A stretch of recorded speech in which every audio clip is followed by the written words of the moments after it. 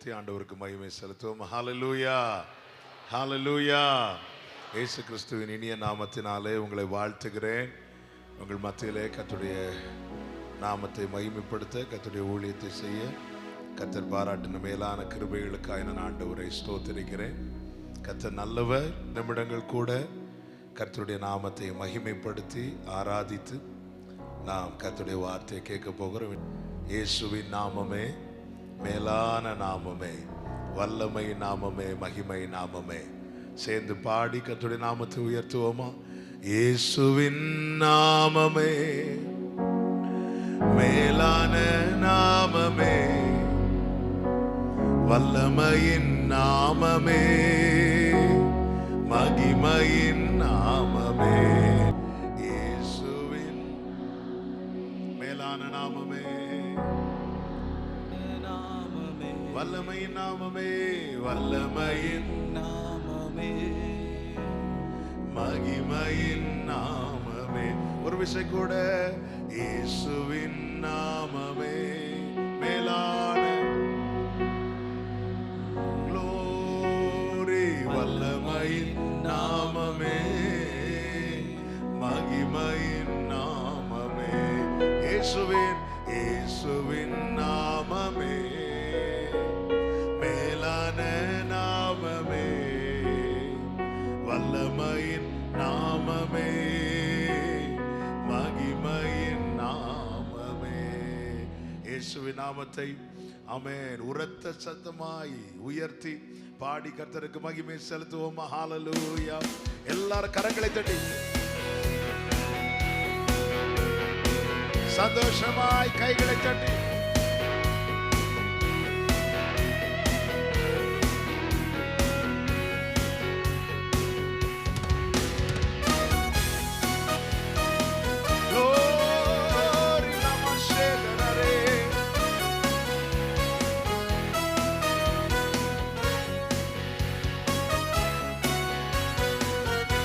சொல்லி பாடுவோம். இயேசுவின் நாமமே மேலான நாமமே, வல்லமையின் நாமமே, மகிமையின் நாமமே. பாடுங்க.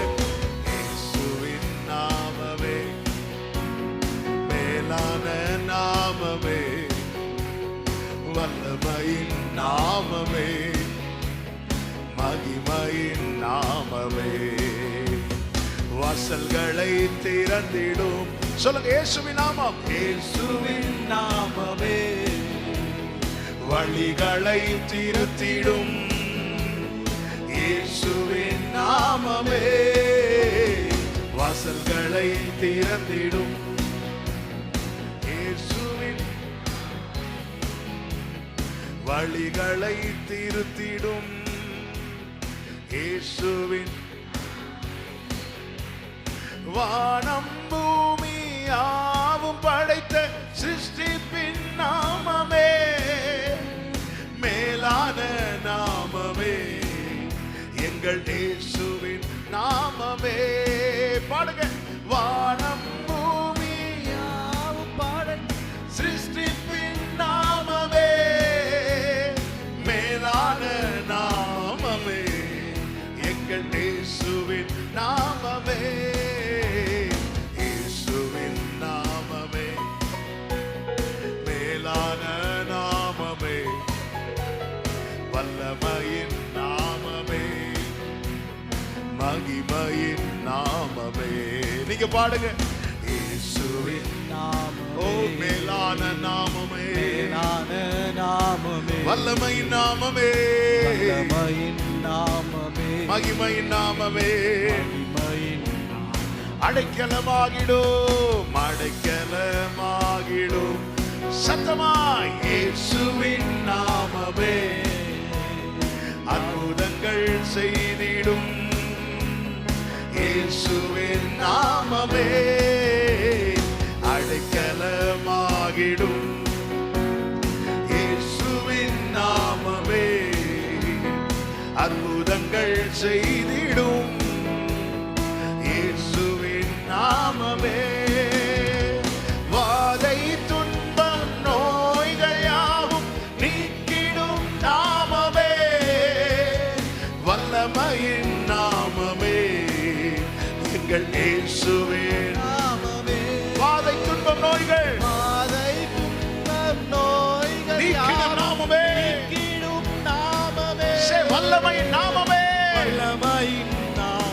எங்கள் இயேசுவின் நாமமே, இயேசுவின் நாமமே, ஆமென். இயேசுவின் நாமமே மேலான நாமமே, வல்லமையின் நாமமே, மகிமையின் நாமமே. இயேசுவின் நாமமே மேலான வல்லமையின் நாமமே, மகிமையின் நாமமே. தடைகளை தகர்த்திடும், சத்தமா சொல்லுங்கள், இயேசுவின் நாமமே, தாவரமாகிடும் இயேசுவின் நாமமே, தடைகளை தகர்த்திடும். இயேசுவின் நாமமே, தாவரமாகிடும் இயேசுவின் நாமமே, அகில உலகை ரட்சித்திடும் இரட்சகர் நாமமே, மகிமையின் நாமமே, எங்கள் இயேசுவின். ஹல்லேலூயா. அகில உலகை நாமமே, நாமமே, எங்கள் இயேசுவின் நாமமே, இயேசுவின் நாமமே மேலான நாமமே, வல்லமையின் நாமமே, மகிமையின் நாமமே. இயேசுவின் நாமமே மேலான நாமமே, வல்லமையின் நாமமே, மகிமையின் நாமமே. ஒரு விஷயம் கூட சொல்ல போகிறோம். அடைக்கலமாகிடும் இயேசுவின் நாமமே, அற்புதங்கள் செய்திடும் இயேசுவின் நாமமே, வாதை துன்பம் நோய்கள் யாவும் நீக்கிடும் நாமம், வல்லமையின் நாமம். எல்லாரும் கைகளை தட்டி பாடி சொல்லுவோமா?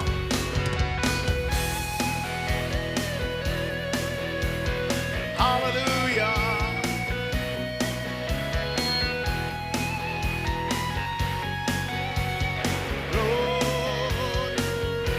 சொல்லுங்க பார்க்கலாம். அடைக்கலமாகிடும் இயேசுவின் நாமமே, அற்புதங்கள் செய்திடும் இயேசுவின் நாமமே, அடைக்கலமாகிடும் அற்புதங்கள் செய்திடும். இன்றும் அந்த நாமம் அற்புதம் செய்ய வல்லதிடும். இயேசுவின் நாமமே, வாதை துன்பம் நோய்கள் யாவும், வாதை துன்பம் நோய்கள் யாவும் நீக்கிடும் நாமமே, வல்லமையின் நாமமே, எங்கள் இயேசுவின் நாமமே.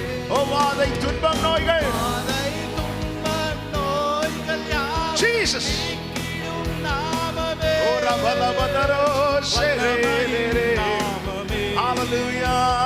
இயேசுவின் நாமமே தடைகளை தகர்த்திடும், தடைகளை தகர்த்திடும் இயேசுவின் நாமமே, தாவரமாகிடும், தாவரமாகிடும் இயேசுவின் நாமமே, ஆமென். தடைகளை இயேசுவின் நாமமே, ஹல்லேலூயா. தாவரமாகிடும் இயேசுவின் நாமமே, ஒரே சத்தம், அகில உலகை, அகில உலகை ரட்சித்திடும் இரட்சகர் நாமமே, மகிமையின் நாமமே, எங்கள் இயேசுவின். ஓ அகில உலகை, அகில உலகை இரட்சகர் நாமமே, ஆமென். மகிமையின் நாமமே, எங்கள் இயேசுவின் நாமமே, இயேசுவின்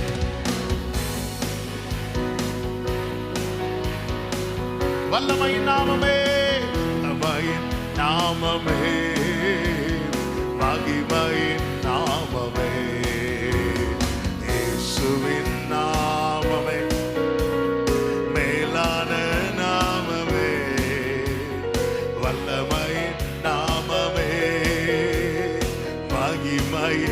நல்ல கரங்களை தட்டி ஆண்டவருக்கு மகிமை. முழு பலத்தோடு ஹalleluya ஹalleluya ஹalleluya ஹalleluya ஹalleluya ஹalleluya ஹalleluya ஹalleluya ஹalleluya. நல்ல கரங்களை தட்டி தேவனுக்கு மகிமை. இயேசுவின் நாமமே மேலான நாமமே, வல்லமையின் நாமமே, மகிமையின் நாமமே. ஹalleluya ஹalleluya ஹalleluya. உம்மை உயர்த்துகிறோம். சேனைகளின் கர்த்தர் பரிசுத்தர், சேனைகளின் கர்த்தர் பரிசுத்தர், சேனைகளின் கர்த்தர். glory பரிசுத்தர் பரிசுத்தரே, பரிசுத்தர் பரிசுத்தரே. பாடுங்க. சேனைகளின் கர்த்தர், சேனைகளின் கர்த்தர். glory சேனைகளின் கர்த்தர் பரிசுத்தர். ஆமென். சேனைகளின் கர்த்தர் பரிசுத்தர். பரிசுத்தரே, பரிசுத்தர் பரிசுத்தர். ஒரு மம்ரேலரே, பரிசுத்தர். ஓ ஹalleluya.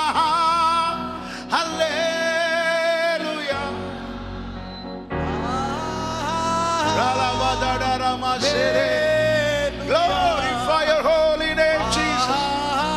Hallelujah. Amen.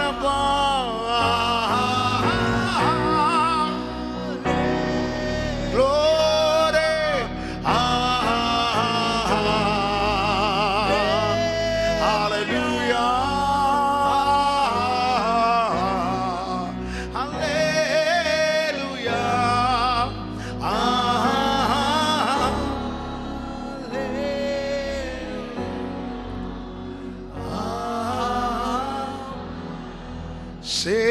சேனைகளின் கர்த்தர். கைகளை உயர்த்தி சத்தமாய் சேனைகள். ஓ சேனைகளின் பரிசுத்தர் பரிசுத்தர். glory பரிசுத்தர் பரிசுத்தர். ஓ பரிசுத்தர். ஹalleluya பரிசுத்தர். முழு பலத்தோடு கரங்களை தட்டியது பரிசுத்தம் உள்ள தேவனுக்கு மகிமையும் கனமும் வல்லமையும் துதியும் ஸ்தோத்திரங்களும் இப்பொழுதும் எப்பொழுதும் என்றென்றைக்கும் உண்டாகட்டும். ஆமென் ஆமென் ஆமென். ஹalleluya. கர்த்தர் பெரியவர். ஹalleluya. அவர் எனக்கு நல்லவராய் இருக்கிறார். ஹalleluya. இயேசு நல்லவர், நாள்தோறும் என் பாரம் சுமக்கிறவர். ரெண்டு கரங்களை உயர்த்தி சொல்லுங்க. நீர் நல்லவர், சர்வ வல்லவர், உம்மை இல்லையப்பா. நீர் நல்லவர், சர்வ உம்மை போல் வேறு. அப்படியே கைகளை அசைத்து ஹalleluya ஹalleluya. glory hallelujah Jesus hallelujah hallelujah.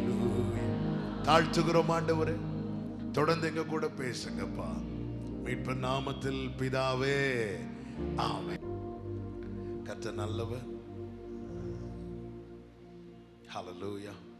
வேதத்தை எடுத்துக்கொள்வோம். 119வது சங்கீதம், அதனுடைய 32வது வசனத்தை ஒருத்தங்க வாசிக்கலாம். 119, 32. நீர் என் இருதயத்தை விசாலமாக்கும் போது, நீர் என் இருதயத்தை விசாலமாக்கும் போது, நான் உமது கற்பனைகளின் வழியாக ஓடுவேன். நான் உமது கற்பனைகளின் வழியாக ஓடுவேன். இந்த வேளையில பேசும்படி ஆவியானவர் சிந்தையிலே கொண்டு வந்த கர்த்தருடைய வார்த்தை, என் இருதயத்தை விசாலமாக்கும். ஒரு விஷயம் அப்படியே உங்க வலது கரத்தை உயர்த்தி இந்த வார்த்தையை சொல்ல முடியுமா? என் இருதயத்தை விசாலமாக்கும். உண்மையா சொல்லுங்க பார்க்கலாம். என் இருதயத்தை விசாலமாக்கும். சங்கீதக்காரன் அருமையாய் சொல்லுகிறான், வேதத்துக்கு கீழ்ப்படிய வேண்டும் என்ற ஆசை உள்ளவன், வேதத்தை தன் வாழ்க்கையிலே கை கொள்ள வேண்டும், வாழ்நாள் முழுவதும் கை கொள்ள வேண்டும் என்று விரும்புகிறவன், வேதத்தின்படி நடக்க வாஞ்சிக்கிறவன், வேதத்தை தன் வாழ்க்கையிலே பிரதிபலிக்க வேண்டும் என்று துடிக்கிறவன் ஒரு காரியத்தை புரிந்து கொண்டான். ஏன் என்னால் கர்த்தருடைய எல்லா வார்த்தைகளையும் ஏற்றுக்கொள்ள முடியவில்லை? ஏன் என்னால் கர்த்தர் என்னோடு பேசுகிற எல்லாவற்றுக்கும் ஆமேன் என்று சொல்ல முடியவில்லை? என்னை விட்டு கொடுக்க முடியவில்லை. ஏனென்றால் என் இருதயம் இன்னும் குறுகிதான் இருக்கிறது.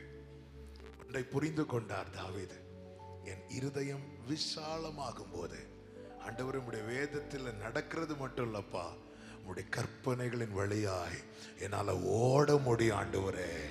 ஹல்லேலூயா. இருதயம் குறுகலாய் இருக்கும் மட்டும் வேதம் நமக்கு நுகமாய் தோன்றும். இருதயம் விசாலமாகும் போது வேதம் நமக்கு சுகமாய் தோன்றும்.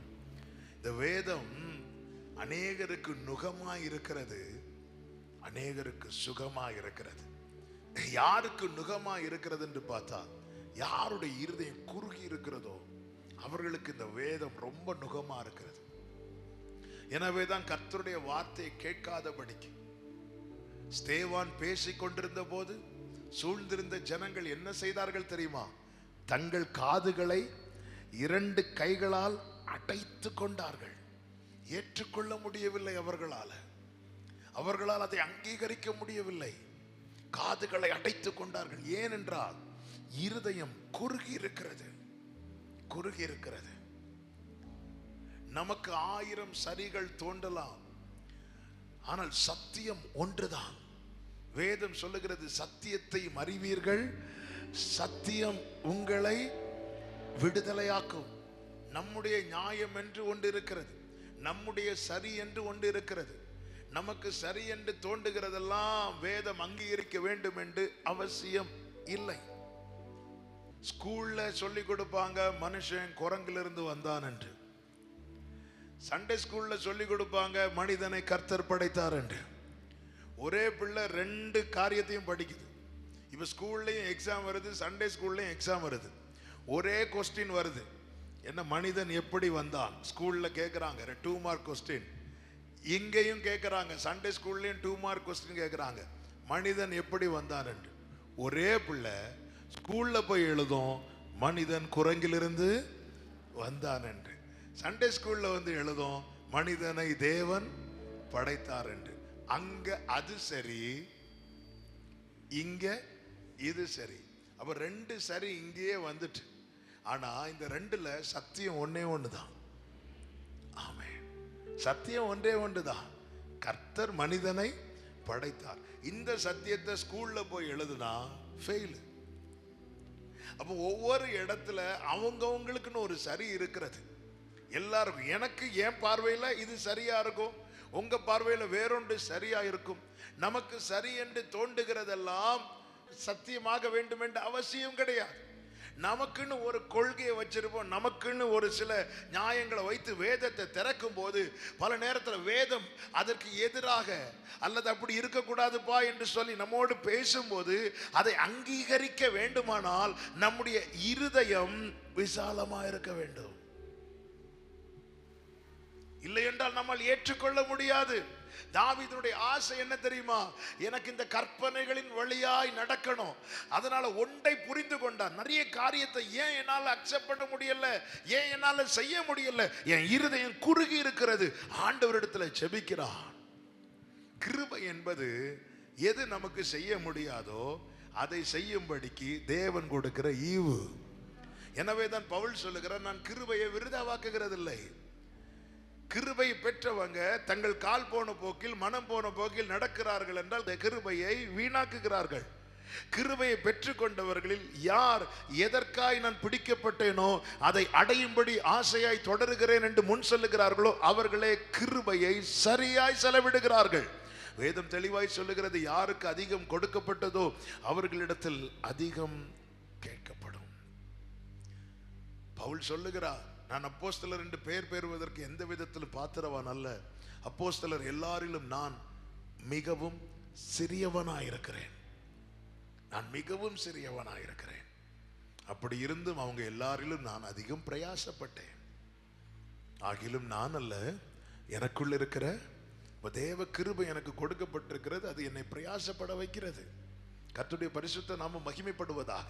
இப்ப தாவீதுக்கு அவருடைய கற்பனைகளில் நடக்க, அவருடைய வார்த்தையின்படி செயல்பட மிகவும் வாஞ்சை, ஆனா முடியல. யோசித்து பார்க்கிறார், ஏன் முடியல?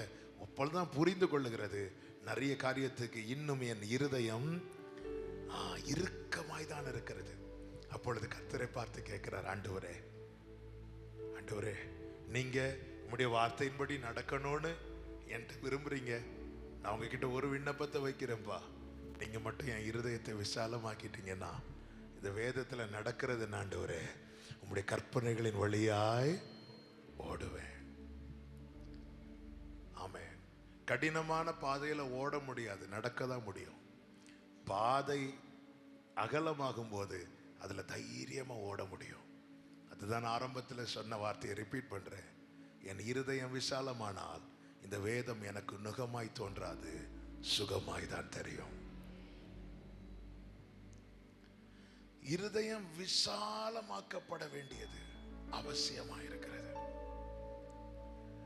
ஆண்டவர், நீங்க கவனிச்சீங்கன்னா தெரியும், இஸ்ரவேலர்கள் நிறைய இடத்துல முறுமுறுத்தாங்க. ஆண்டவர் எல்லாத்தையும் சகித்தார். ஆனா எப்பொழுது மன்னாவுக்கு எதிராய் முறுமுறுக்க ஆரம்பித்தார்களோ அந்த இடத்துல ஆண்டவர் பனிஷ் பண்ணார். கொள்ளிவாய் சர்ப்பங்களை அனுப்பிட்டார்.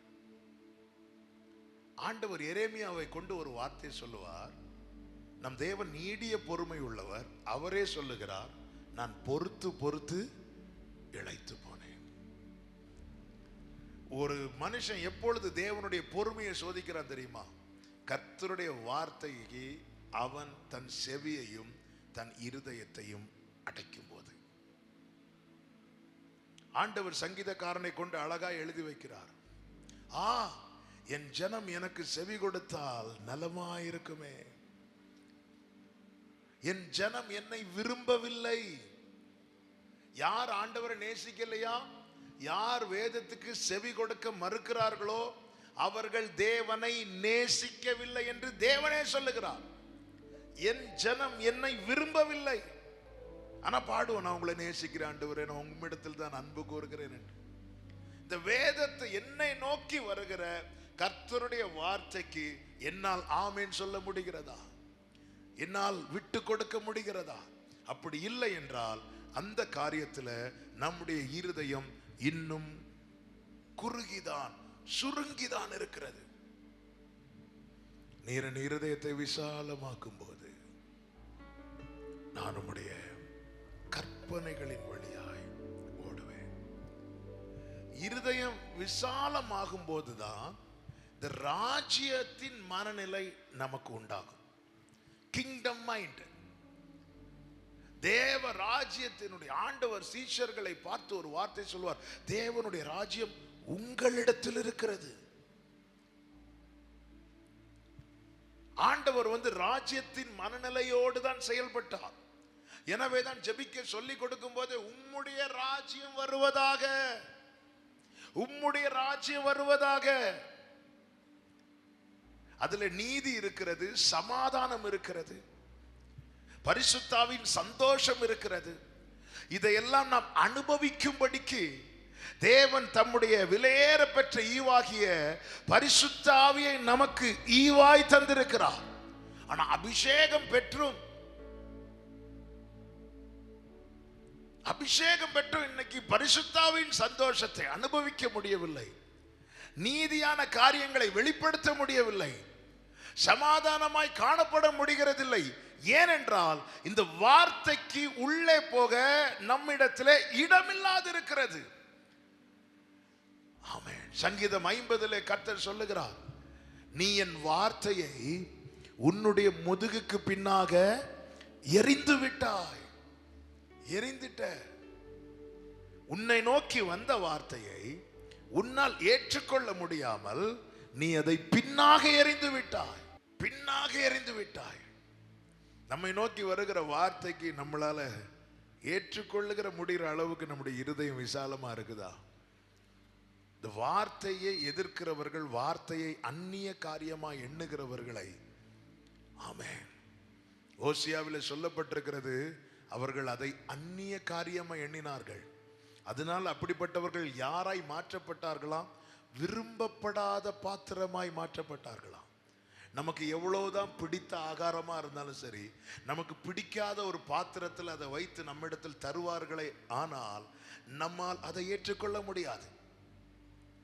நமக்கு பிடித்த ஆகாரத்தை நமக்கு பிடிக்காத பாத்திரத்தில் வச்சு இதை சாப்பிடுங்கன்னு தந்தா நம்மளால சாப்பிட முடியாது. நம்ம என்னதான் ஜெபம், ஸ்தோத்திரம், ஆராதனை ஏறெடுத்தாலும் இந்த பாத்திரம் அவருக்கு பிடிக்கலன்னா அவரால் அங்கீகரிக்க முடியாது. தேவன் காயினையும் அவன் காணிக்கையையும் அங்கீகரிக்கவில்லை. தேவன் அங்கீகரிக்கிற பாத்திரமாய் நான் காணப்பட வேண்டுமானால் இந்த வேதம் எனக்குள்ளே பரம்பி மேற்கொள்ள வேண்டும். அதற்கு என்னுடைய இருதயம் விசாலமாக வேண்டும். எல்லாவற்றை பார்க்கிலும் இருதயமே திருக்குள்ளதும் மகா கேடுள்ளதுமாயிருக்கிறது. அதை அறியத்தக்கவன் யார்? கர்த்தராகிய நானே ஒவ்வொருவனுடைய வழிகளுக்கு தக்கதான பலனை கொடுக்கும்படி இருதயத்தை சோதித்து அறிகிறவராய் இருக்கிறேன். மனுஷனுக்கு உள்ளத்தில் இருப்பதை அவர் அறிந்திருக்கிறபடியினாலே அவர் அநேகர் இடத்திலே நம்பி இணங்கவில்லை என்று யோவான் 2 கடைசியில சொல்லப்பட்டிருக்கிறது. எல்லாரும் இயேசுவினிடத்துல நெருங்க வராங்க, ஆனா உள்ளத்தை பார்க்கிறார். உள்ளத்துல என்ன இருக்கிறது என்பதை பார்த்து சிலரிடத்துல அவர் நெருங்குகிறார், சிலரிடத்துல அவர் நெருங்கவில்லை. இந்த வேதம் எனக்குள்ளே போவதற்கான விசாலமான இருதயம் என்னில் இல்லை என்றால் தேவன் எனக்கு தூரமானவராகவே காணப்படுவார். நான் உண்மையாய் நோக்கி கூப்பிடுகிறவர்களுக்கு சமீபமாய் இருக்கிறார், தொழுது கொள்ளுகிறவர்களுக்கு சமீபமாய் இருக்கிறார். ஆனால் சமீபமாய் வருவதற்கு முன்னமே அவர் நினைவுகளை தூரத்திலிருந்து அறிகிறாராம். தூரத்திலிருந்து அறிகிறார். இந்த விசாலமான இருதயம் இருக்கிறவர்களுடைய அடையாளங்களை தான் இந்த வேளையிலே சொல்லி செபிக்க விரும்புகிறேன். இருதயம் விசாலமாக்கும் போது அவர்களிடத்தில் வெளிப்படுகிற தெய்வீக சுபாவங்கள், ஒரு 5 காரியங்களை சொல்லி நான் ஜெபிக்க விரும்புகிறேன். இந்த 5மே கிறிஸ்துவின் சாயலை வெளிப்படுத்துகிறதாய் காணப்படுகிறது. கர்த்தருடைய பரிசுத்த நாமம் மகிமைப்படுவதாக. முதலாவது காரியம், இருதயம் விசாலமாகும் போது நம்மில் வெளிப்படுகிற முதல் காரியம் என்ன தெரியுமா? மன்னிக்கிற இருதயம் உண்டாகும். மன்னிப்போம். ஆதியாகமம் 42வது அதிகாரத்தின் 17-18 வசனங்களை வாசியுங்கள்.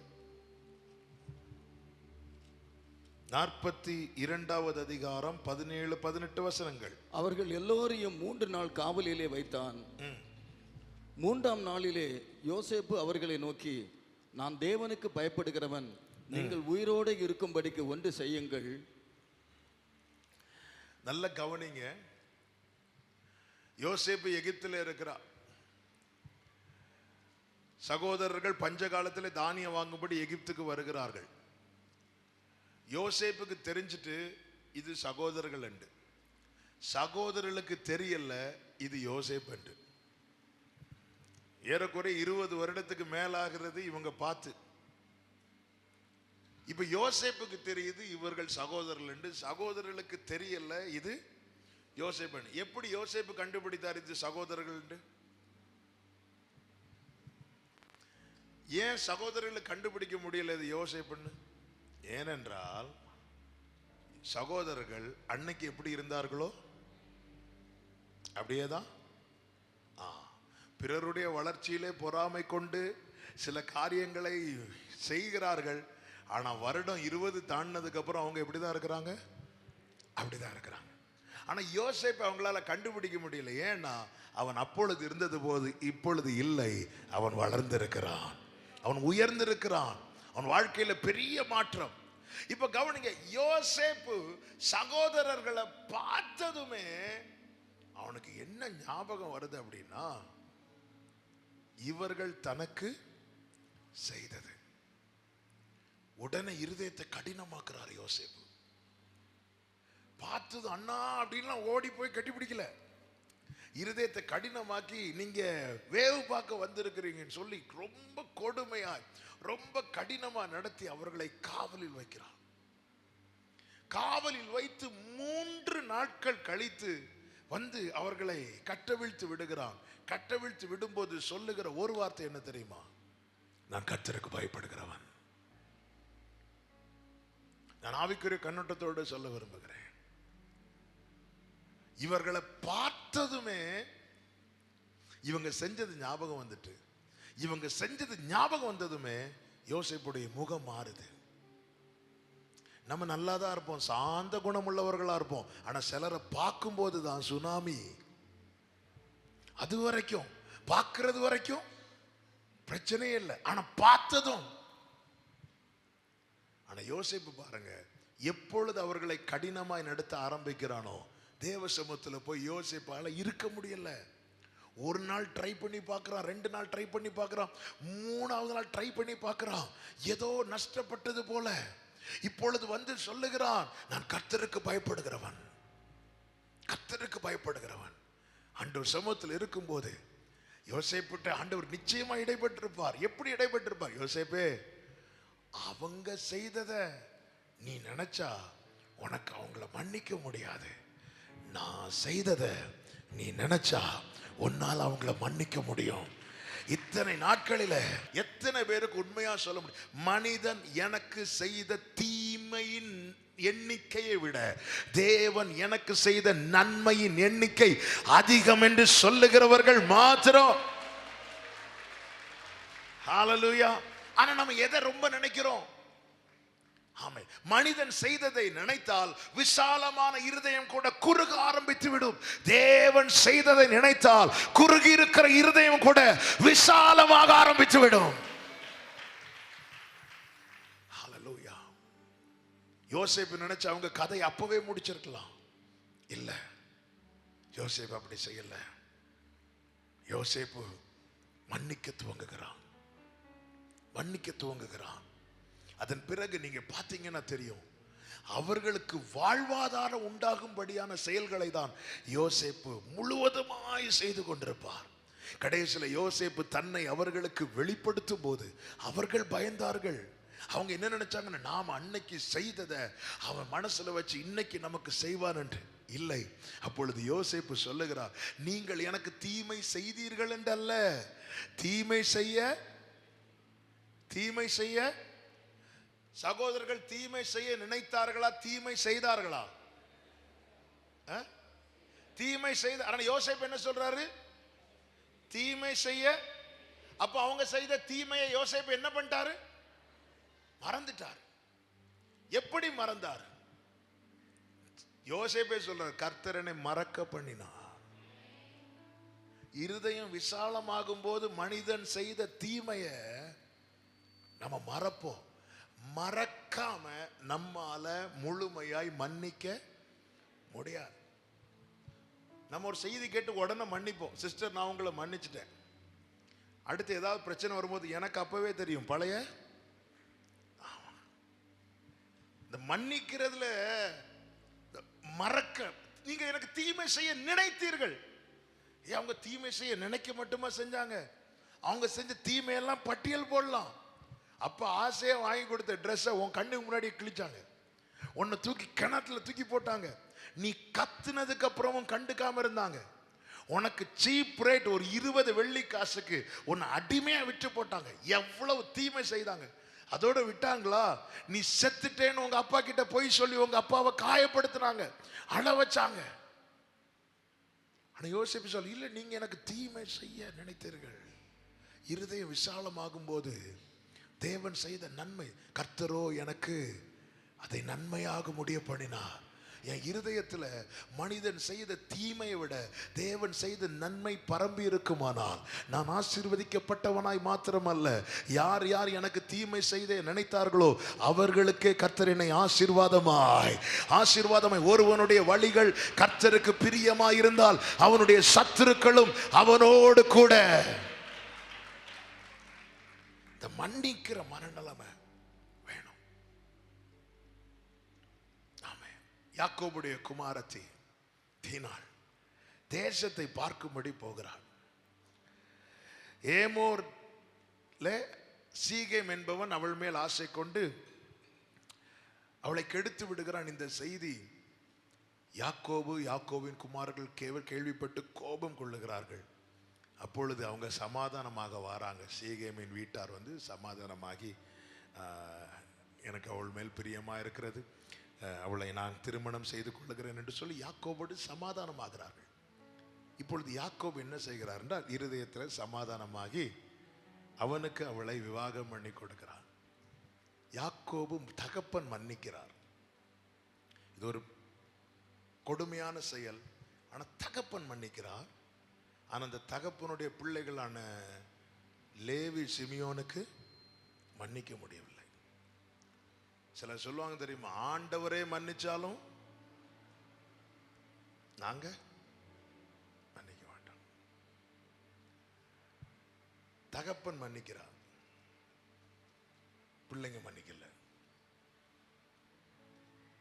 இந்த மன்னிக்க முடியாத நிலையில் இருந்து வெளிப்படுகிற அத்தனை செயல்களுமே தகப்பனுடைய வாசனையை கெடுக்கிற செயல்கள். இவர்களுடைய மாம்ச வைராக்கியத்தை தீர்த்து கொள்ளுகிறார்கள். அவனை கொன்று போடுகிறார்கள், அந்த பட்டணத்தாரை கொன்று போடுகிறார்கள். வந்து நிற்கும் போது தகப்பன் அவர்களை பாராட்டவில்லை, அவர்களுக்கு கை கொடுத்து அவங்களை அப்ரிஷியேட் பண்ணவில்லை. மாறாக அந்த தகப்பன் சொல்லுகிறார், இந்த தகப்பனுடைய வாசனையை கெடுத்துட்டீங்க.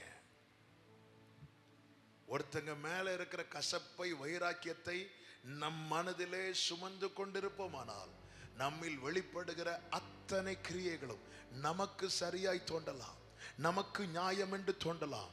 ஆனால் அவைகள் அனைத்துமே தகப்பனுடைய வாசனையை கெடுக்கிறதா இருக்கிறது.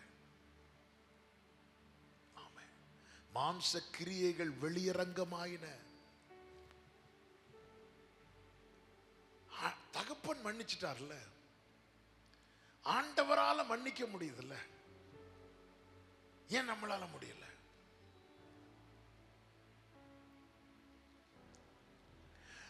தகப்பன் கண்ணை மூடுவதற்கு முன்னதாக பிள்ளைகளை எல்லாம் அழைத்து கொண்டு வந்து நிறுத்துகிறார்.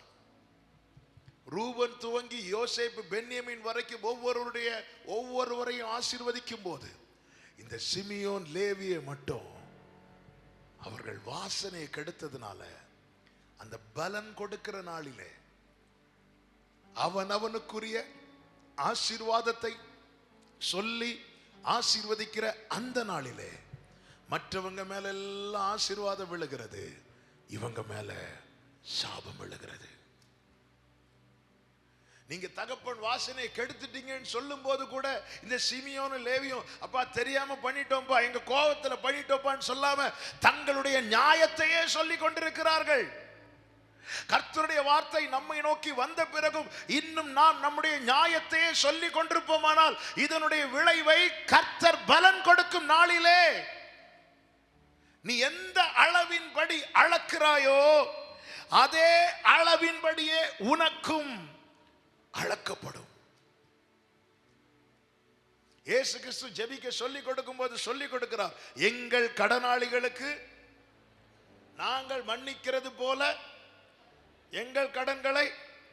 சிலர் அந்த பிரேயர் அப்படி ஆல்டர் பண்ணி எல்லாம் ஜெபம் பண்ணுவாங்க. எங்கள் கடனாளிகளுக்கு நாங்க மன்னிக்கலைனாலும் கர்த்தாவே நீர் எங்களுக்கு.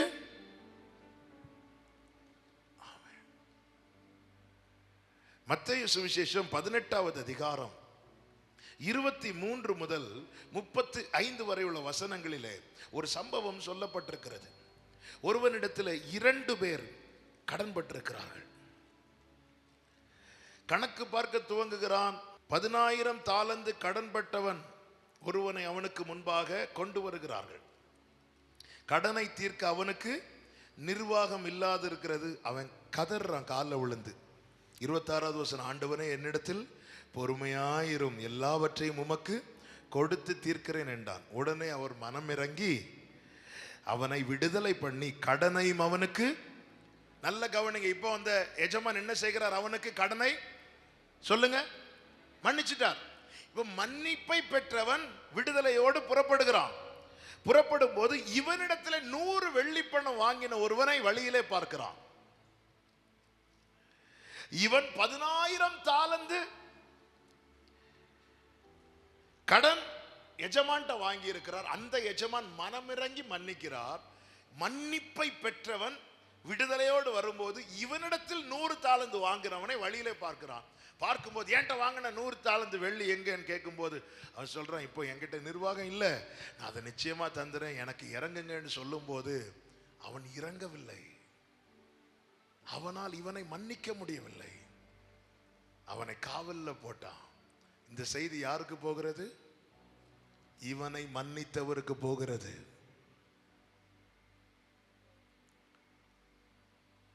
என்னால ஒருத்தங்களை மன்னிக்க முடியலன்னா அந்த செய்தி என்னை மன்னித்தவருக்கு போகும். என் வாழ்க்கையில் அவர் இறங்கி ஒரு காரியத்தை செய்து கொண்டிருக்க என்னுடைய செயல் அவரை கோபப்படுத்துமானால் அந்த இறங்கி செய்கிற செயலை ஸ்டாப் பண்ணிட்டு நான் அளக்கிற அளவின்படி எனக்கு செய்ய ஆரம்பிச்சிருவார். இவன் மன்னிப்பை பெற்றவன். மன்னிப்பை பெற்றும் இவன் தண்டிக்கப்படுகிறான். இப்பொழுது அவனுக்கு இறங்கி மன்னிச்சாச்சு, ஆனால் அவனுடைய செயல் அவருக்கு கோபத்தை உண்டாக்கி அவர் சொல்லுகிறார் பாருங்கள். 32, 33 வசனங்களை வாசியுங்கள். மத்தேயு 18, 32, 33 வசனங்கள். அப்பொழுது அவனுடைய ஆண்டவன் அவனை அழைப்பித்து 31 முதல் வாசியுங்கள். நடந்ததை அவனுடைய உடன் வேலைக்காரர் கண்டு மிகவும் துக்கப்பட்டு ஆண்டவனிடத்தில் வந்து நடந்ததெல்லாம் அறிவித்தார்கள். எல்லாவற்றையும் அறிவிக்கிற உடன் வேலையாட்கள் உண்டு. பரலோகத்திலே ஒவ்வொருவருக்கென்று நியமிக்கப்பட்ட தூதர்கள் உண்டு. மத்தேயு சுவிசேஷம் அதனுடைய 18வது அதிகாரத்தில் 10வது வசனத்தை வாசியுங்கள். இந்த சிறியரில் ஒருவனையும் அற்பமா எண்ணாதபடி எச்சரிக்கையாயிருங்கள். அவர்களுக்குரிய தேவதூதர்கள் பரலோகத்தில் என் பரமபிதாவின் சமூகத்தை எப்போதும் தரிசிக்கிறார்கள் என்று உங்களுக்கு சொல்லுகிறேன். நடந்ததை எல்லாம் போய் சொல்றதுக்குன்னு ஒரு கூட்டத்தை ஆண்டவர் வச்சிருக்கிறார். ஆமா, இவன் நினைச்சிட்டு அவருக்கு ஒண்ணும் தெரியாது. நடந்ததெல்லாம் அவருக்கு அறிவிக்கப்பட்ட போது அவர் அவனை அழைப்பித்து, பொல்லாத ஊழியக்காரனே, நீ என்னை வேண்டிக் கொண்டபடியினால் அந்த கடன் முழுவதையும் உனக்கு மன்னித்து விட்டேன். அடுத்த வார்த்தை பாருங்கள். நான் உனக்கு இறங்கினது போல நீயும் உன் உடன் வேலைக்காரனுக்கு இறங்க வேண்டாமோ என்று சொல்லி அவனுடைய ஆண்டவன் கோபமடைந்து அவன் பட்ட கடனை எல்லாம் தனக்கு கொடுத்து தீர்க்கும் அளவும் உபாதிக்கிறவர்களிடத்தில் அவனை ஒப்பு கொடுத்தான். இந்த சம்பவத்துக்கு ஒரு டைட்டில் வைக்கணும்னா, மன்னிக்க பெற்றும் மன்னிப்பை பெற்றும் தண்டிக்கப்படுகிறான். மன்னிப்பு கிடைக்காம தண்டிக்கப்படுறதை விட மன்னிப்பை பெற்றும் ஒருவன் தண்டிக்கப்படுகிறான்னா அவன் நிலைமை ரொம்ப பரிதாபமா இருக்கும். கர்த்தர் சொன்னா, இறங்குறேப்பா, நீ கடனே அடைக்க வேண்டாம், நீ பட்ட கடனை எல்லாம் மன்னிச்சிட்ட, நீ செஞ்சதை எல்லாம் மன்னிச்சிட்ட. ஆனால் அவனுக்கு ஒரு வாழ்க்கை, கர்த்தர் ஒரு புதிய துவக்கத்தை கொடுக்கும் போது அவன் பெற்ற மன்னிப்பை, அவன் கண்ட தேவனுடைய இரக்கத்தை அவனால இன்னொருவனுக்கு காண்பிக்க முடியவில்லை.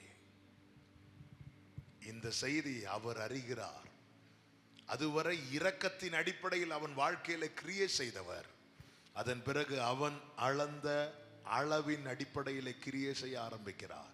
இன்று வரை நானும் நீங்களும் நிற்பது, நிர்மூலமாகாதிருப்பது நாம் அளந்த அளவின்படி அவர் அளந்ததினால் அல்ல, அவருடைய மிகுந்த கிருபையினால, அவருடைய மிகுந்த இரக்கத்தினால. ஒவ்வொரு தேவ பிள்ளைகளும் இதை ஒரு நாளும் மறந்து விடக்கூடாது.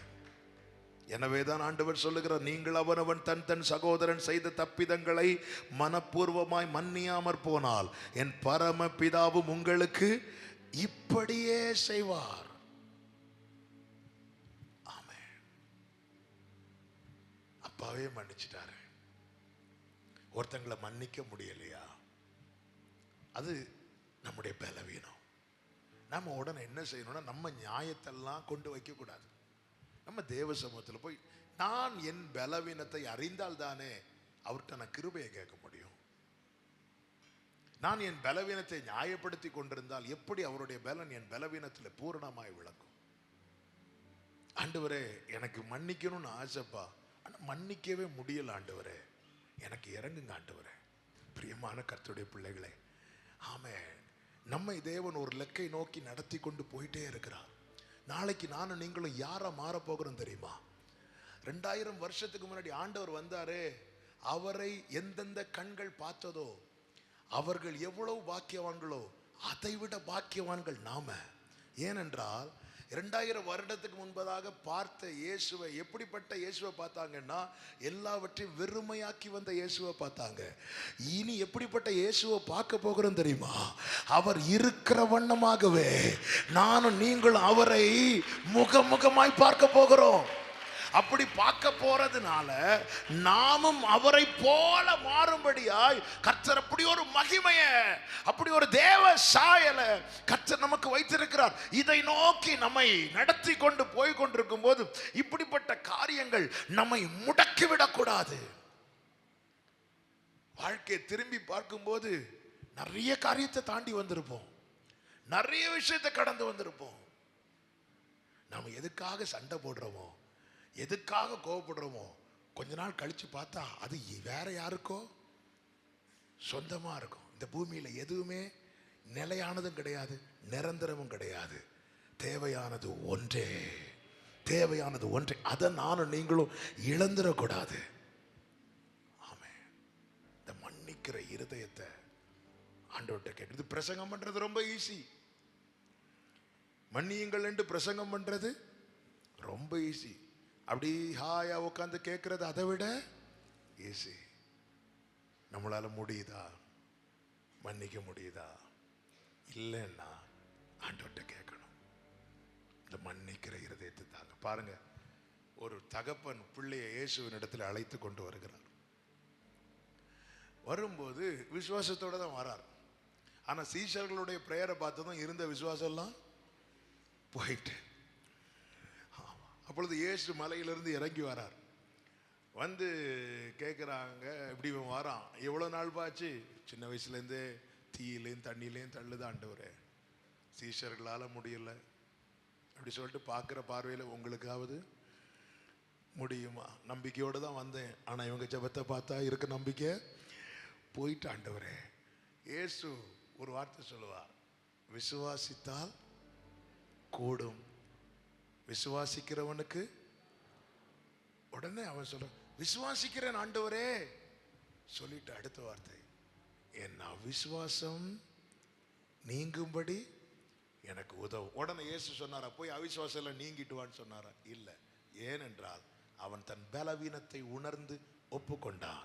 எங்கே நாம் நம்முடைய பலவீனத்தை உணர்ந்து ஒப்புக்கொள்கிறோமோ அங்கே அவருடைய பலன் பூரணமாய் விளங்கும். அங்கதான் அவருடைய பலன். அதுதான் தேவ கிருபை. என்னை பலப்படுத்துகிற கிறிஸ்துவினாலே எல்லாவற்றையும் செய்ய வாழ்ந்திருக்கவும் எனக்கு தெரியும், தாழ்ந்திருக்கவும் கற்றுக்கொண்டேன் சொல்லிட்டு சொல்ற என்னை பலப்படுத்துகிற கிறிஸ்துவினாலே. ஆண்டவரே, இந்த ஆளை எனக்கு மன்னிக்க முடியாத அளவுக்கு ஒரு பலவீனம் இருக்கிறது. என் பலவீனத்தை நான் உணர்ந்து தேவனிடத்தில் ஒப்பு கொடுக்கும் போது அந்த இடத்துல தேவனுடைய பலன் பூரணமாய் விளங்கும். அதன் பிறகு யோசேப்பை மாதிரி சகோதரர்கள் செய்த தீங்கு ஞாபகத்துக்கு வரல. அவங்க செய்யணும்னு நினைச்சாங்க, ஆனா செய்யல. என்னது செய்யலையா? அப்ப உங்க ட்ரெஸ் எல்லாம் கிழிச்சது. சிலர் இந்த எரியிற தீயில எண்ணெய் ஊத்துறதுக்குன்னே சிலர் கிருபை பெற்றவங்க இருப்பாங்க. ஆனா தெரியாது. இல்ல இல்ல இல்ல இல்ல எனக்கு ஞாபகமே இல்லை. அப்ப உங்களுக்கு என்னங்க ஞாபகம் இருக்கு? எனக்கு கர்த்தர் செய்த ஆத்துமாவே நன்றி சொல்லு முழு உள்ளத்தோடே, கர்த்தர் செய்த நன்மைகளை ஒரு நாளும் மறவாதே. கர்த்தர் செய்த நன்மைகளை ஒரு நாளும். ஹல்லேலூயா. தேவன் செய்த நன்மையை நினைச்சிட்டே இருங்க. மனுஷன் செய்த தீமையை நினைக்கிறதுக்கு நமக்கு என்ன இருக்காது? டைம் இருக்காது. ரெண்டாவது, இருதயம் விசாலமாகும் போது உண்டாகிற அடுத்த அனுபவம் என்னன்னா, ஏற்றுக்கொள்ள முடியும். நம்ம லூக்கா சுவிசேஷம் 7வது அதிகாரத்துல 36 முதல் 50 வரை உள்ள வசனங்களில் ஒரு சம்பவம் சொல்லப்பட்டிருக்கிறது. பாவியாகி ஒரு ஸ்திரீ சீமோன் வீட்டில் இயேசு இருக்கிறார். இயேசுவின் இடத்துல வந்து அவருடைய பாதத்துல உட்கார்ந்து இருக்கிறாள். ஆமென். பாதத்துல உட்கார்ந்து இருக்கிறாள். உட்கார்ந்து அழுது முத்தமிட்டு தலைமுடியினால இந்த பாதத்தெல்லாம் தொடச்சிட்டு அப்படியே அழுதுட்டு. இது யாருக்கு பிடிக்கலன்னா சீமோனுக்கு பிடிக்கல. முதலாவது சொன்னேன், இயேசு அப்பா மன்னிச்சார், ஆனா பிள்ளைகளுக்கு மன்னிக்க முடியல. இங்க இயேசு அலோவ் பண்றாரு, ஆனா சீமோனால ஏற்றுக்கொள்ள முடியல. ஆண்டவர் எல்லாம் அறிவார். இப்ப இயேசுவையே சந்தேகப்பட ஆரம்பிச்சிட்டார். இவர் உண்மையில ஒரு தீர்க்கதரிசியா இருந்திருந்தா உள்ள ஃபுல்லா சந்தேகம், வெளியே என்ன சாப்பிடுங்க, உங்களுக்கு என்னங்க வேணும் சாப்பிடுங்க, பந்தி பரிமாறிட்டு இருக்கிறான். இவள் பாவியா இருந்தது உண்மை.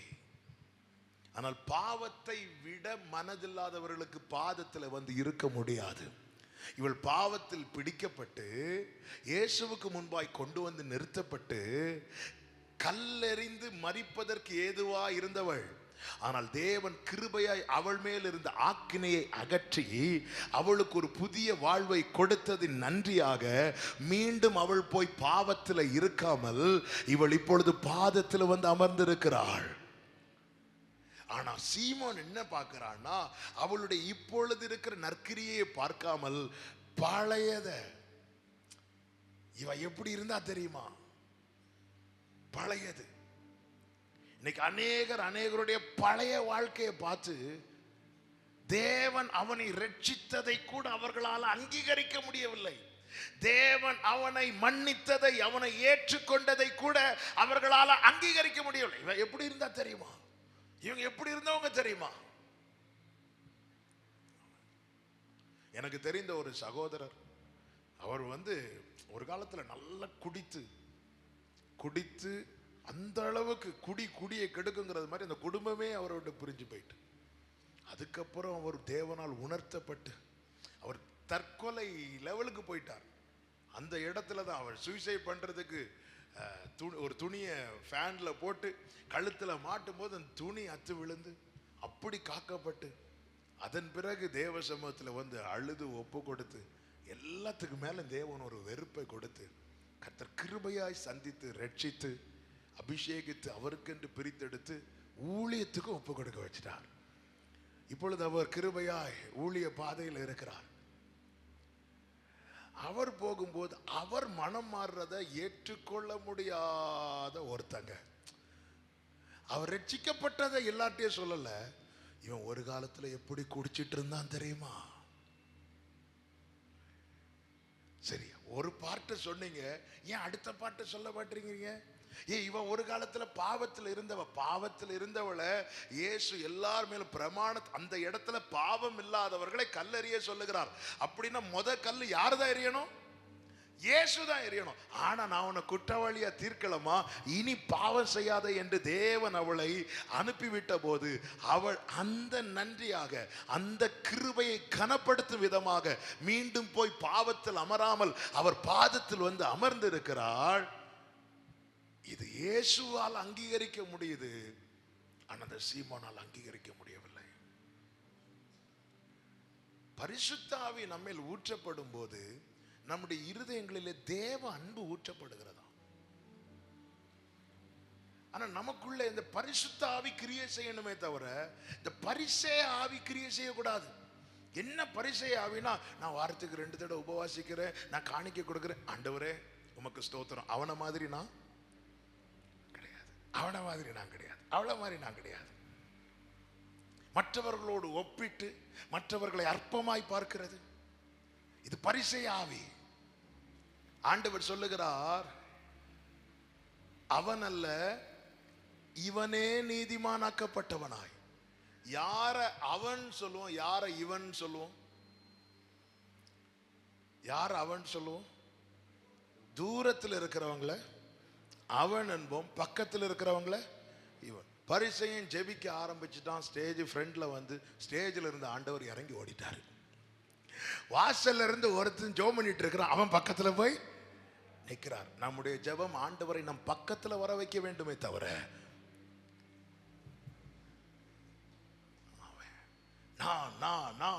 நான் போயிடுவாரு. நான் என்கிற வார்த்தைக்கு சொந்தக்காரர் ஒரே ஒருவர் தான், நம் ஆண்டவராக இயேசு கிறிஸ்து மாத்திரமே. நானே நல்ல மேய்ப்பன், நானே உயிர்த்தெழுதலும் ஜீவனுமாயிருக்கிறேன், நானே வழியும் சத்தியமும் ஜீவனுமாயிருக்கிறேன், ஜீவ அப்பம் நானே, நானே மெய்யான திராட்சை செடி, நானே உலகத்துக்கு ஒளியாயிருக்கிறேன். நான் என்ற வார்த்தைக்கு சொந்தக்காரர் அவர் ஒருவர் மாத்திரமே. ஹல்லேலூயா. ஏற்றுக்கொள்ளுகிற மனநிலைமை.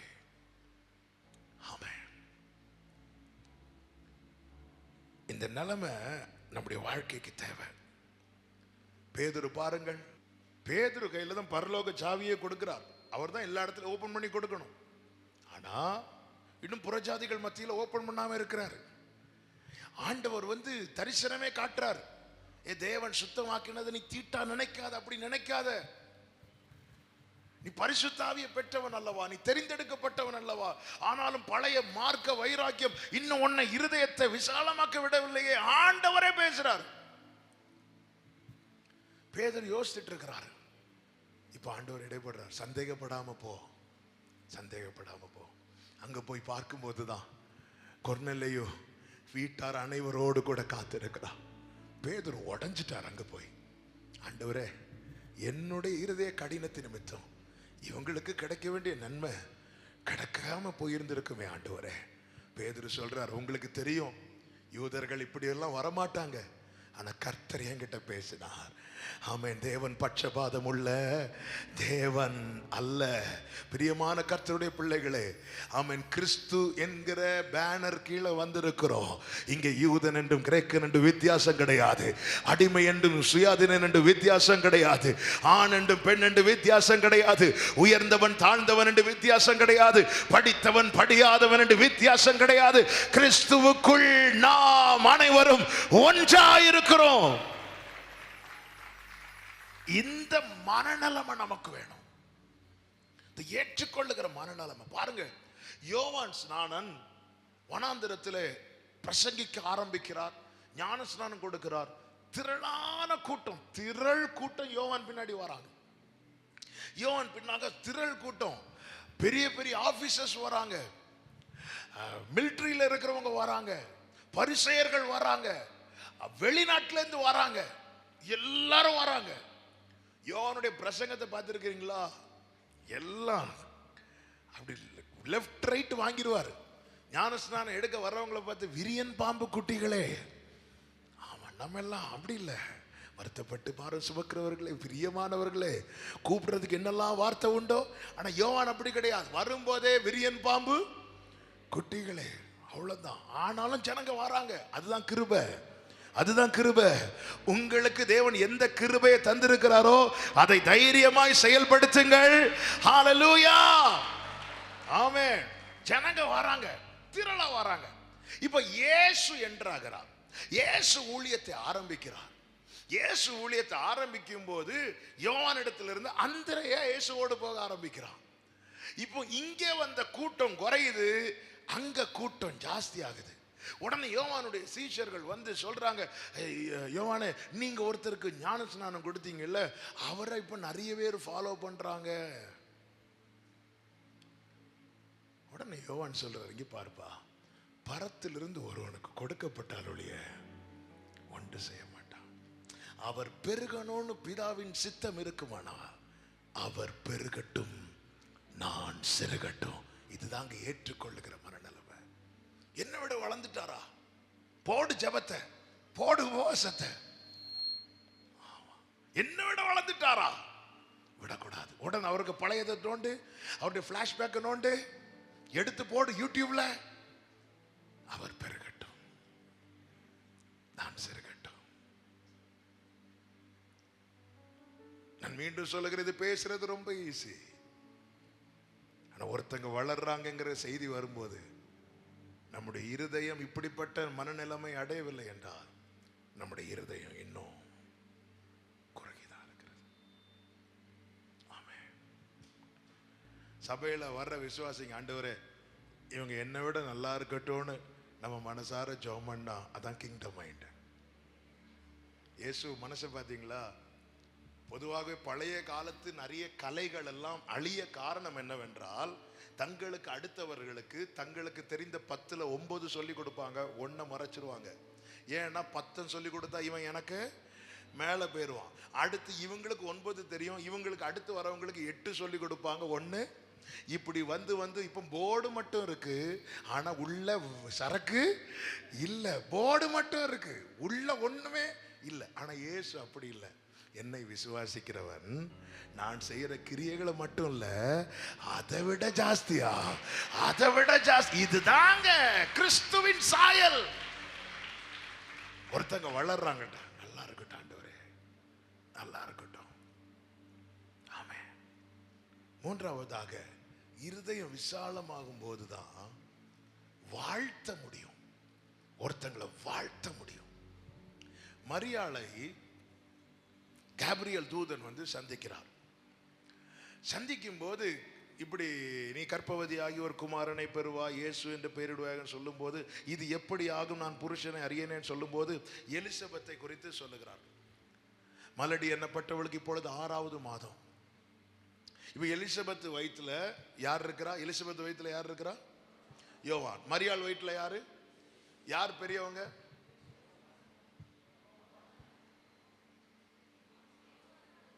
இதுல பெரியவங்க யாரு? மரியாள்.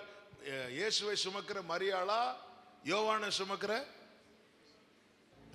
வயசுல கேட்கல, வயசுல கணத்துல கேட்கிற மரியாள். அப்ப யார் யாரை போய் வாழ்த்தணும்? எலிசபெத் மரியாளை போய் வாழ்த்தணும். ஆனா இங்க யார் யாரை வாழ்த்துறா? மரியாள் எலிசபெத்தை போய் வாழ்த்துறாங்க. கனம் பண்றதுல முந்தி கொள்ளணும். உள்ள இயேசு இருந்து அதுதான். அவங்க என்ன விஷ் பண்ணட்டும், அதுக்கப்புறம் பக்கத்துல வந்தது தெரியும், தெரிஞ்சும் தெரியாம இருப்போம். அவங்க சிஸ்டர் பிரைஸ் எல்லாம் சொன்ன, நீங்க வந்துட்டீங்களா, நான் இப்பதான் அவங்கள போய் ஆல்ரெடி பார்த்தாச்சு. உள்ள இயேசு இருந்தா அவங்க என்ன வாழ்த்துறதுக்கு முன்னாடி நீங்க கவனிச்சீங்களா? இருதயத்திலிருந்து வாழ்த்துறாங்க. எலிசபெத்தை பார்த்து பிரைஸ் தி லார்ட் சொன்னதுமே எலிசபெத் வயிற்றில் இருந்த பிள்ளை மனதார வாழ்த்தினாலே பரிசுத்த ஆவியானவர் அங்க நிரப்புவார். ஹalleluya. இது சிலர் வாழ்த்தினா இருக்கிற ஆவியெல்லாம் வாழ்த்துறோம். கலாத்தியருக்கு எழுதும்போது பவுல் சொல்லுகிறார், எனக்கு அளிக்கப்பட்ட கிருபையை தூண்களா எண்ணப்பட்ட பேதுரு, யோவான், யாக்கோபு அறிந்த போது, படிச்சவன் ஒருத்தன் வந்துட்டான், அப்படியே கமிட்டி போட்டவன கதையை முடிச்சிடும் இல்ல, அவர்கள் வந்து கை கொடுத்தார்களாம். கை கொடுத்தார்கள். எனக்கு அளிக்கப்பட்ட கிருபை அவர்கள் அறிந்த போது, கலாத்தியர் 2வது அதிகாரம் 9வது வசனம், வந்து கை கொடுக்கிறாங்க. எனக்கு அளிக்கப்பட்ட கிருபை அறிந்தபோது தூண்களாக எண்ணப்பட்ட யாக்கோபும் கேபாவும் யோவானும் தாங்கள் விருத்த சேதனம் உள்ளவர்களுக்கும் நாங்கள் புறஜாதிகளுக்கும் பிரசங்கிக்கும்படி அந்யோன்ய ஐக்கியத்திற்கு அடையாளமாக எனக்கும் பர்னபாவுக்கும் வலதுகை கொடுத்து தரித்திரரை நினைத்துக் கொள்ளுங்க. கை கொடுக்கிறாங்க, கை கொடுக்கிறாங்க. இது கிறிஸ்துவின் சாயல்ங்க. ஜனங்கள் என்ன யார் என்று சொல்லுகிறார்கள் என்று கேட்கிறார். உடனே சொல்றாங்க ஜனங்கள், உண்மை எரேமியாங்கிறாங்க, எலியாங்கிறாங்க, மோசேங்கிறாங்க, தீர்க்கதரிசிகள் ஒருவருங்கிறாங்க, சிலர் யோவான் ஸ்நானனே திருப்பி வந்துட்டான்னு சொல்றாங்க. ஓகே, நீங்கள் என்ன யார் என்று சொல்லுகிறீர்கள்? உடனே பேதுரு, நீர் உன்னதமான தேவனுடைய குமாரனாகி கிறிஸ்து. ஆண்டவர், சீமோனே நீ பாக்கியவான். இதுதாங்க வாழ்த்துதல். இம்மிடியேட் அவர்கிட்ட வருது. ஒருத்தங்களை வாழ்த்துறோம். நீங்க நிருபங்கள் எல்லாம் பாத்தீங்கன்னா எப்படி முடியுதுன்னா, இன்னார் உங்களை வாழ்த்துறாங்க, நாங்க உங்களை வாழ்த்துறோம். யோவான் தன்னுடைய வயதான நாட்களில் எழுதுகிறார், பிரியமானவனே, உன் ஆத்துமா வாழ்வது போல நீ எல்லாவற்றிலும் வாழ்ந்து சுகமாயிருக்கும்படி ஒருவரை ஒருவர் வாழ்த்துங்கள், மனதார வாழ்த்துங்கள். ஆமா, இது கிங்டம் மைண்ட். இருதயம் விசாலமானால் மாத்திரமே இதை செய்ய முடியும். 2 காரியத்தை சொல்லி செபிக்க விரும்புகிறேன். ஆதியாகமம் 43வது அதிகாரம் அதனுடைய 34வது வசனம். 4வதாக, இருதயம் விசாலமாகும் போது பிறர் நன்மையிலே நம்மால் மகிழ முடியும். இந்த வார்த்தையை வாசியுங்கள். ஆதியாகமம் 43:34. அவன் தனக்கு முன் வைக்கப்பட்டிருந்த போதனத்தில் அவர்களுக்கு பங்கிட்டு அனுப்பினான். அவர்கள் எல்லோருடைய பங்குகளை பார்க்கிலும் பென்யமீனுடைய பங்கு 5 மடங்கு அதிகமாயிருந்தது. அவர்கள் பானம் பண்ணி அவனுடனே சந்தோஷமாயிருந்தார்கள். அவர்கள்னு யாரு தெரியுமா? ஒரு காலத்துல தங்களுக்கு சாதாரண வஸ்திரம் யோசேப்புக்கு மட்டும் பலவர்ண அங்கி கொடுத்ததை பார்த்து பொறாமைப்பட்டவர்கள், எரிச்சல் அடைந்தவர்கள், அதை மனசுல வச்சு பகையை தீர்த்தவர்கள். எப்பொழுது யோசேப்பு அவர்களை சிறைப்படுத்தினானோ அப்பொழுது தங்கள் பிள்ளைகளை உணர்ந்தார்கள்.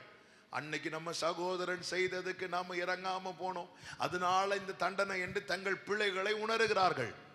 தன் பிள்ளைகளை ஒருவன் உணர்ந்து ஒப்புக்கொள்ளும் போது தேவ இரக்கம் கிடைக்கிறது. அந்த இரக்கத்தின் அடையாளம் தான் யோசேப்போடு கூட பந்தியிலே இப்பொழுது அமருகிறார்கள். எல்லாரும் பந்தியில் அமர்ந்திருக்கும் போது அவர்களை வரிசை பிரகாரம் உட்கார வைத்து யோசேப்பு என்ன செய்கிறார்? தன் பங்கிலிருந்து எடுத்து கொடுக்கிறார். தன் பங்கிலிருந்து எடுத்து எல்லாருக்கும் ஒவ்வொரு பங்கு கொடுத்து விட்டு பென்யமீனுக்கு மட்டும் எல்லாருக்கும் கொடுத்ததை விட 5 மடங்கு கொடுக்கிறார். இதை அவர்கள் பார்த்ததும் எனக்கு 1, அவனுக்கு மட்டும் 5 அப்படி நினைக்காம அவனுடனே கூட சந்தோஷப்பட்டார்கள். இந்த மகிழ்ச்சி உண்டாகணும்னா எப்படிப்பட்ட மனம் நமக்கு வேணும் தெரியுமா? போதும் என்கிற மனம். ஒரு வார்த்தை ஒன்றை படித்தேன். இந்த பூமியிலே நாம் வாழ்வதற்கு நமக்கு கொஞ்சம் பணம் போதும், பிறரை போல வாழ்வதற்கு அதிக பணம் தேவைப்படுகிறது. ஆண்டவர் நம்முடைய வாழ்வாதாரத்துக்கு வேண்டியதெல்லாம் நமக்கு தரார். ஆனா ஏன் நமக்கு பத்த மாட்டேங்குதுன்னா, நம்ம மற்றவங்களை போல வாழணும்னு நினைக்கிறது. போதுமேங்கிற. ஏன்னா யோசேப்பு ரூபனுடைய பங்கை எடுத்து பென்யமீனுக்கு கொடுக்கல.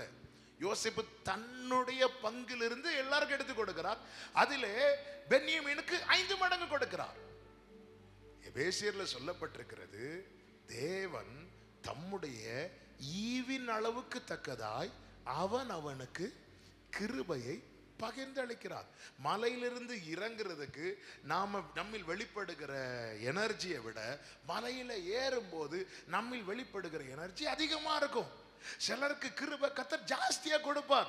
ஏனென்றால் அவர்கள் நடக்கிற பாதை அப்படிப்பட்ட பாதையா அப்படியா இருக்கும். அவர்களுக்கு இருக்கிற பொறுப்பு அப்படிப்பட்ட பொறுப்பா இருக்கும். அவர்களை தேவன் வைத்த ஸ்தானம் அப்படிப்பட்ட ஸ்தானமா இருக்கும். அதை பார்த்துட்டு அவங்களுக்கு 5 எனக்கு 1 அப்படி சொல்வதற்கல்ல. ஆண்டவரே, நான் சிறையில் இருக்க வேண்டியவன், நான் தண்டிக்கப்பட வேண்டியவன்.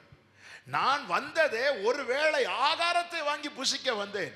அப்படிப்பட்ட என்ன உம்மோடு கூட பந்தியில உட்கார வச்சு உம்முடைய பங்குல எனக்கு ஒரு பங்கு தந்தீங்களே, இது எனக்கு பெருசு.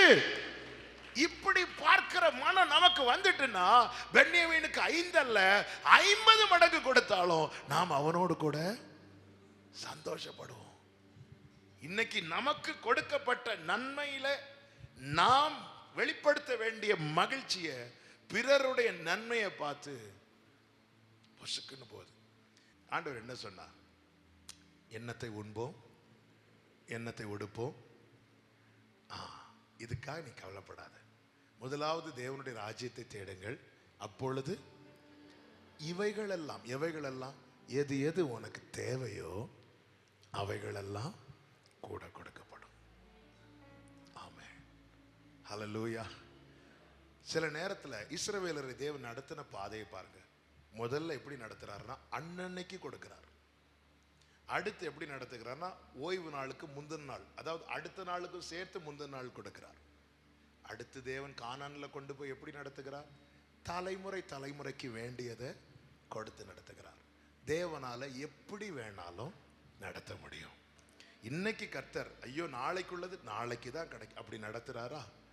ஆமென். சோர்ந்து போகாதீங்க. ஆண்டவரால் நடத்தப்படுறீங்களா? ஒரு நாள் வரும், அடுத்த நாளுக்குள்ளதும் சேர்த்து முந்தின நாளே கர்த்தர் தரும்படிய நாள் வரும். இன்னும் நாள் வருங்க, தலைமுறைகளுக்கு வேண்டியதை கர்த்தர் ஏற்கனவே தரும்படியா இந்த தேவன் என்றென்றைக்கும் உள்ள. அதனால ஆண்டவர் அவங்களும் இப்பதான் சர்ச்சுக்கு வந்தாங்க, அதுக்குள்ள அவங்க வீடு கட்டிட்டாங்க, கார் வாங்கிட்டாங்க. இல்லை, ஆண்டவரே நான் வந்தது ஒருவேளை ஆகாரத்துக்கு, ஆனா என்னை உமோடு கூட சமமாய் பந்தியில உட்கார வைத்து அழகு பார்த்தீரே, எனக்கு இது பெருசுப்பா. கைகளை உயர்த்தி ஆமேன்னு சொல்லுங்க பார்க்கலாம். 5வதாக இருதயம் விசாலமானால் மாத்திரமே முழுமையாய் அர்ப்பணிக்க முடியும். முழுமையாய்.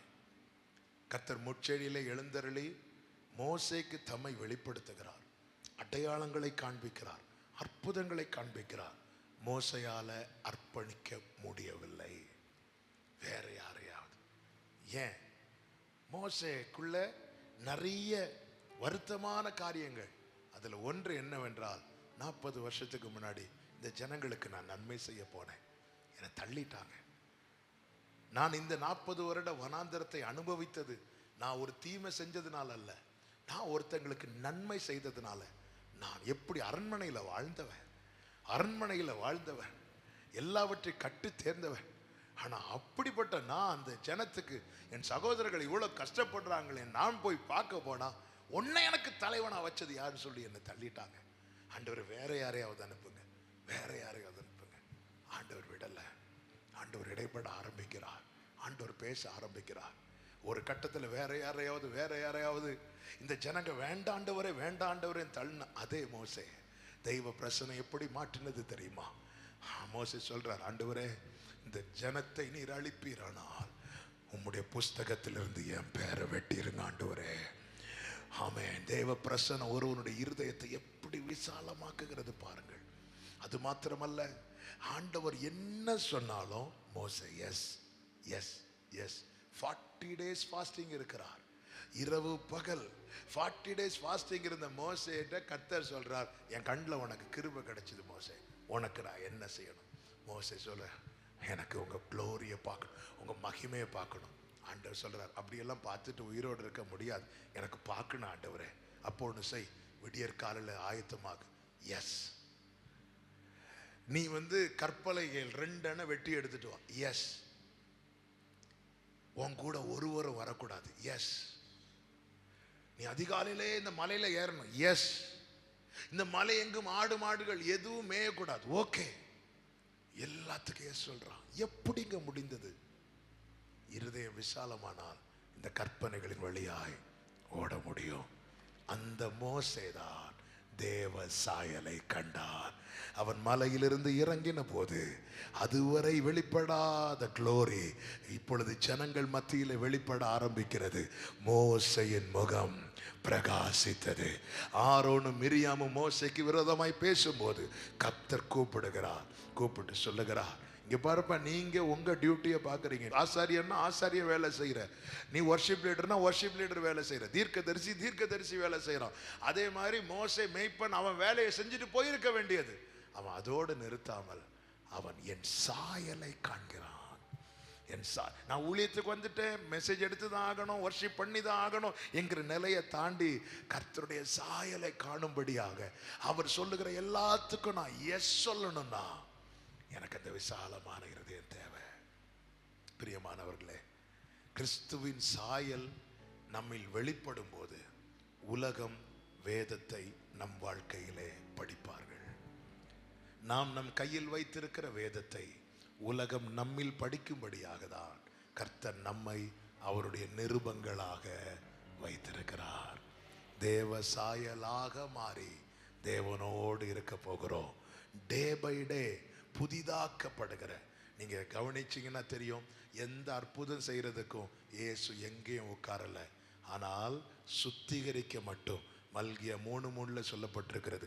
அவர் உட்கார்ந்து ஒரு காரியத்தை அதிக நேரம் செய்தா உட்கார்ந்து செய்வோம், ஒரு காரியத்தை ரொம்ப கவனமா செஞ்சா உட்கார்ந்து செய்வோம். எந்த அற்புதத்தை இயேசு உட்கார்ந்து செய்யல, ஆழ்ந்த வேலை செஞ்சுட்டு போயிட்டே இருந்தார். ஆனால் லேவி புத்திரரை சுத்திகரிக்கிற விஷயத்தை மட்டும் கர்த்தர் உட்கார்ந்து செய்தார். நாம் புடமிடப்பட்டு புதிதாக்கப்பட்டு விசால இருதயம் உள்ளவர்களாய் தேவ சாயலை வெளிப்படுத்துகிறவர்களாய் காணப்படும் போது நம் நிமித்தம் பரலோகம் மகிழும். எப்படி வானம் திறந்து இவர் என்னுடைய நேசகுமாரன், இவரில் பிரியமாயிருக்கிறேன் என்று உரைத்ததோ அப்படியே நம்மை குறித்தும் பரலோகம் சாட்சி கொடுக்கும். எனக்கு அப்படிப்பட்ட அனுபவம் வேண்டும் என்று சொல்லுகிற அந்த ஒரு ஜெபத்தோடு தேவ சமூகத்தில் அப்படியே முழங்காற்படியிடலாமா? ஹல்லேலூயா, ஹல்லேலூயா.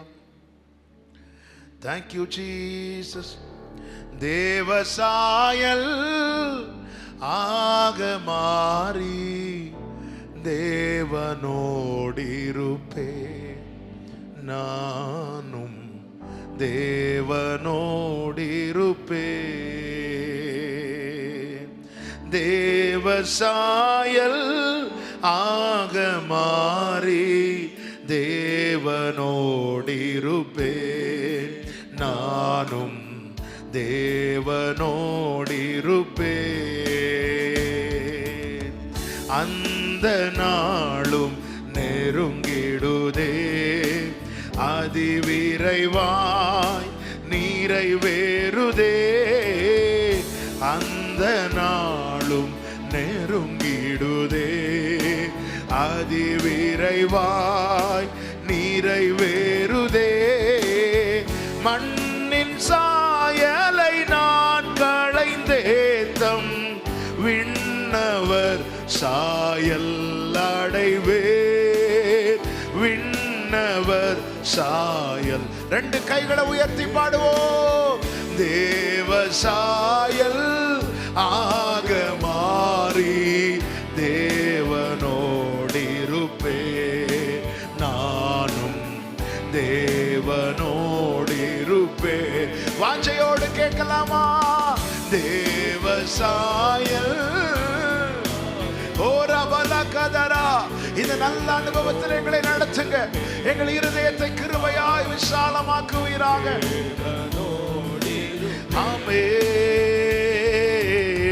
சோறும் உள்ளான மனிதன் சோதனையில் பலனடைய, சோறும் உள்ளான மனிதன் சோதனையில் பலனடைய, ஆற்றி தேற்றிடும் தேற்றரவாளன் ஆண்டவர் என்னோடிருப்பார். ஆண்டவர் என்னோடிருப்பார். தேவ சாயல் மன்னிக்கிற இருதயத்தை தாங்கப்பா. அப்பா. ஏற்றுக்கொள்ளுகிற இருதயத்தை தாங்க ஆண்டவரே. வாழ்த்துகிற இருதயத்தை தருவீராக ஆண்டவரே. ஆண்டவர் அர்ப்பணிக்கிற இருதயத்தை தாங்க. வசனத்துக்கு எல்லாவற்றுக்கும் எஸ் சொல்லுகிற இருதயம், ஏற்றுக்கொள்ளுகிற இருதயம், விட்டு கொடுக்கிற இருதயம் எங்களுக்கு தருவீராக. நீர் விரும்புகிற பாத்திரமாய் உம்முடைய சாயலை பிரதிபலிக்கிறவர்களாய் எங்களை மாற்றுவீராக. சொல்லுங்க, தேவ சாயலாக மாறி, தேவ சாயல். Glory, glory, Jesus. தேவனோடு இருப்பேன். எனக்கு அந்த விசாலமான இருதயம் வேணும்னு கேட்கிறவங்க வலது கரத்தை உயர்த்து, இடது கரத்தை இருதயத்தில் வச்சு. யாரையாவது மன்னிக்க முடியலையா? எனக்கு அவங்கள மன்னிக்கிற இருதயத்தை தாங்க ஆண்டவரே.